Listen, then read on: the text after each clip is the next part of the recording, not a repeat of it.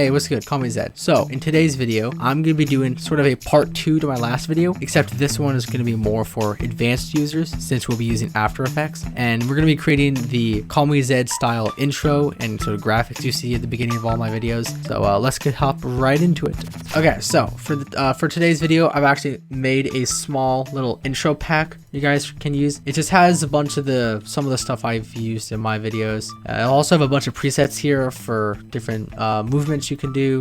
I've got some backgrounds. I've also included the project files for the beginning of my 3 games and Bed Wars videos, if you guys want to take a look through that. So I'm going to be using this pack to create an intro for today. Okay, so the first thing you're going to want to do when making an intro is you're going to come over here to backgrounds and you're going to select one of these. A lot of these are mostly white. Some of them have some grunges. I'm just going to use the basic white one. So you're going to drag that in right here. Then once you have that, you're going to pull it and then right down here, just plop that right there.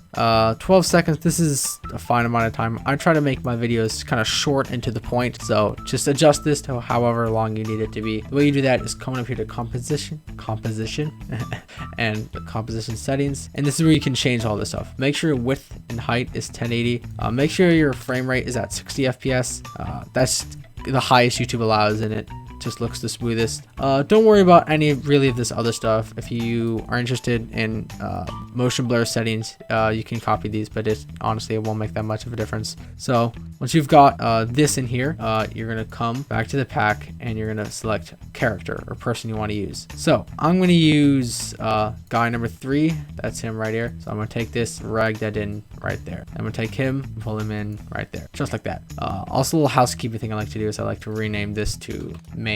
Just helps me keep track of my stuff. So once you have this guy in here, before you go on to animating or moving any of this stuff, what I usually like to do is come over here to this and push Control Shift C, and or you can come up, right click and do pre-compose. That'll bring up this menu, and let's name this character.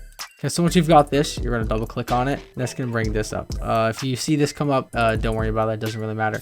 So in this composition, this is where we're going to make our character. So what you're going to do is you're going to find, if you got like a profile picture, usually what you're going to do is you're going to take your profile picture and drag it in just right there. I'm going to use mine for the video because simplicity. So you're going to take your logo and you're going to drag it in right here, just like this. Might be a bit big. Just make sure to press S. Scale it down just like this. Then you're going to come up here, or you can push Q until you have the ellipse tool. You can go right over this, and then as you click, make sure to hold Control and Shift, and you want to expand it to the edges of your profile picture, just like that. I also usually like to give it a little mask of like 5, something short. Also make sure to be saving your project file to make sure you don't lose any of your progress. Here's what I'll do. I'll also include the project file for this video also in the pack.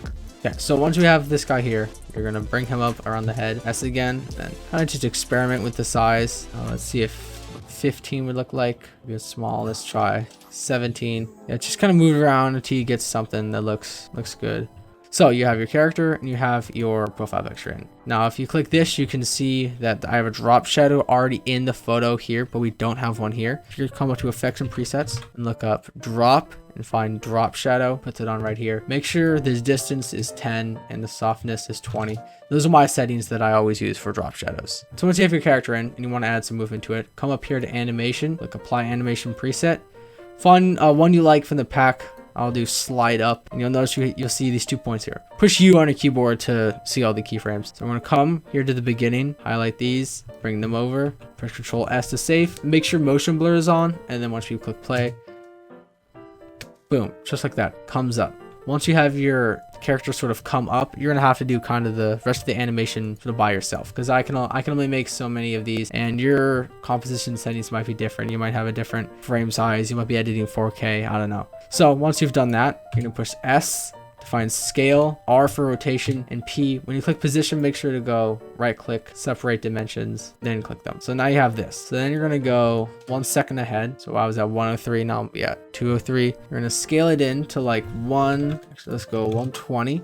Then go Y position and move him down a little bit. Use rotation to rotate him slightly, just like that. But once you have this, you can highlight, push F9, You'll go in all of these and make sure you're in speed graph. You can use value graph if you want to. Some of your more advanced people could do that. For this, for my specific style, I like using speed graph. Sometimes if I think it's too slow, I'll come in and I'll move this up like that. I think we'll actually do that for this one. You come in, you gotta move that all the way to the left and move this up just like that for all of these keyframes. Cool. So once you've done that, so you come up, it zooms in. Now I'm going to assume you have a voiceover for this and you've already put that in here. Now let's say we now have some of this motion and now we want to say, okay, so we're going to transition him out and have something else come in. So in order to transition something out, go to animation, apply animation preset. This time, when you find one, let's do slide left and make sure it says out. So when you do that, you'll see it's already applied. You'll be able to see it and then it just goes out right like that. Easy peasy. So you have this beginning part. I come up, I'll say something, then I transition out.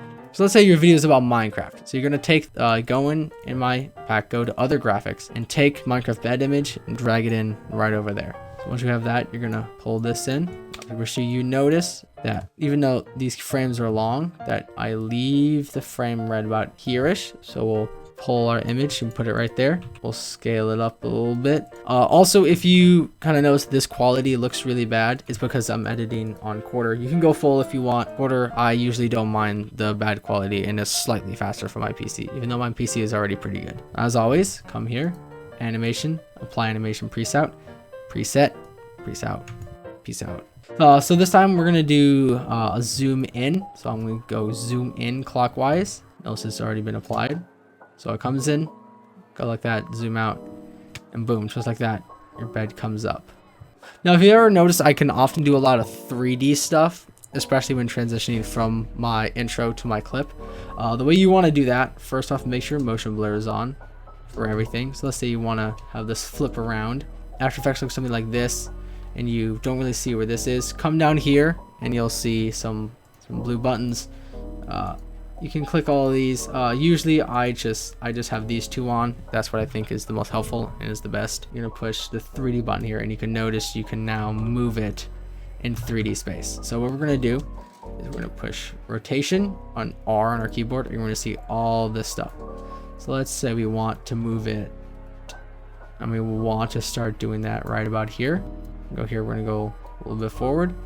We're gonna turn this to positive 90. Okay, so once you have this and you're gonna come here, you're gonna set it to 90. You're gonna make 190, another 90 degrees, so it'll be 180. So you can highlight these. Well, that looks kind of dumb. So as always, we're gonna click this, go to the graph editor, zoom in a little bit. We're gonna push these in like this. So it starts slow, speeds up in the middle, and then slows down at the end. Take a look at this.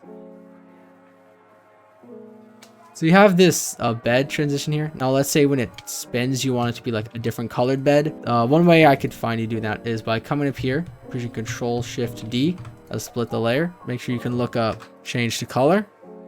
Just come here where it says from. You're gonna click the bed color.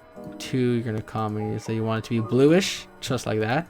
Bed comes up, bed flips, bed's a different color. Again, something you always want to do with these photos is make sure you apply a drop shadow to them. That just kind of gives them some depth. And then let's find another transition out. Let's do a slide down, out. So I apply that, so it'll spin and it'll slide down.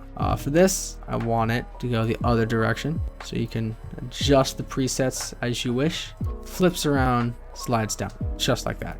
So you're just going to want to do this sort of process of animating and scaling and moving everything.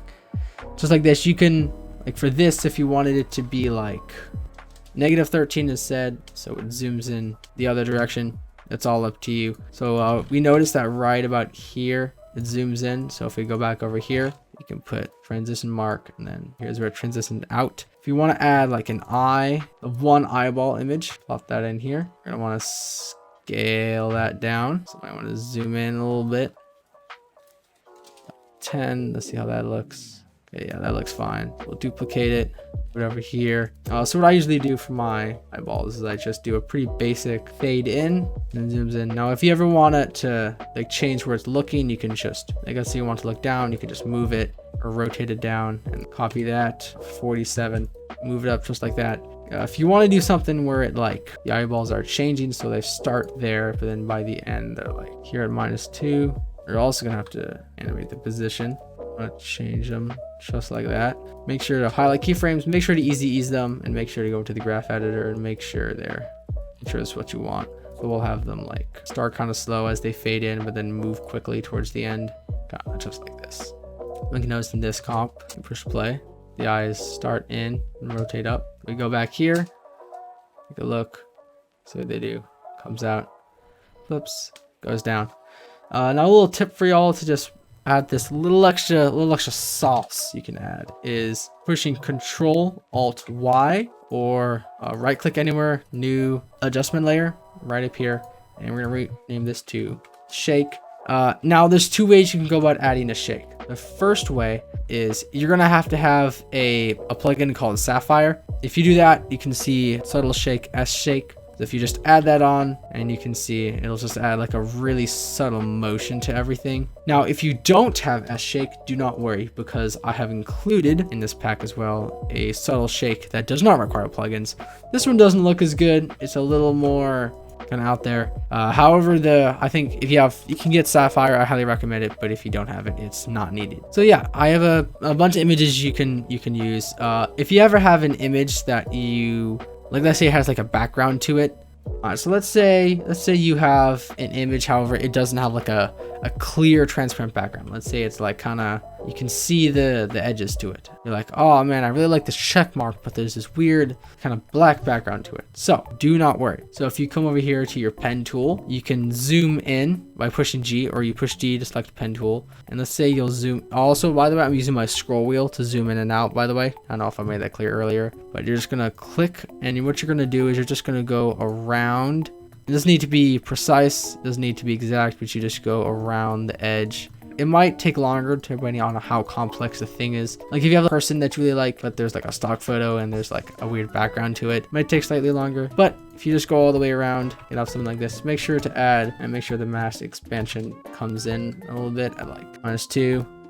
So you have your little check mark here that you've cut out. And let's say you want, when this comes out, let's say you want this to transition in, but you don't want it to like slide or move or rotate. Let's say you want something a little more clean. You can go up here, type in linear wipe, add that right there. I think I'll add, when I don't have it right now, but I think later on I'll add one of these presets to the pack. So make sure transition completion, so that's 0, push U, and this comes like this. You set this to, actually no, you set this to 0 here. Make sure your first keyframe is at 100. You can F9 these. Now for something like this, I recommend doing something a little like this. It comes in just like that. So that's the one. And let's say you want these two to come out at the same time. You can copy the original transition out, and then they'll go out together. So it comes in, rotates, check comes down, they both go out. There's a lot of creative interpretation you can do. You can really experiment with how you want your images to move. The tutorial probably won't be the best because I don't have like a set way of doing my intros. This is just kind of my process. I also usually have recorded an intro that I usually kind of base my speeches off. I also have a thinking bubble here that if you want to scale and move this around, you can add some text. Let's say you want your character to go hello, put your text in, goes to the side. Let's say it comes up right about here. You gotta just make sure everything lines up all nice and smooth. So we'll trim these here, so we only want these to last for here. Go find another. Let's say I want these to come up from the top. So we'll say slide down in, and we notice it comes in kind of faster towards the end. So we'll go into speed graph. Want that to be a little bit faster, we can put it in a little bit. Yeah, just like that. So we like that. Copy or transform that there. So let's say we want the same transition out. Yeah, we can go apply. This time we'll do slide down out a little bit faster. Maybe it comes up before the bed. That's what's coming up there. So let's say we want it to be completely gone by then. Copy this transform, put the transform right there. We're gonna move it over. It comes up. Well, hello comes by. That goes down. This comes out. This is a little bit messy. You see, these aren't quite connected. Usually, I would pre-comp these and kind of make these the same one, so they go down at like a similar rate. But yeah, that's essentially how I do my intros and my graphics. I just mess around with a bunch of images, rotate them, move them around, add some transitions in, transitions out. Kind of be creative with what stuff I want to be 3D. Yeah, that's about it.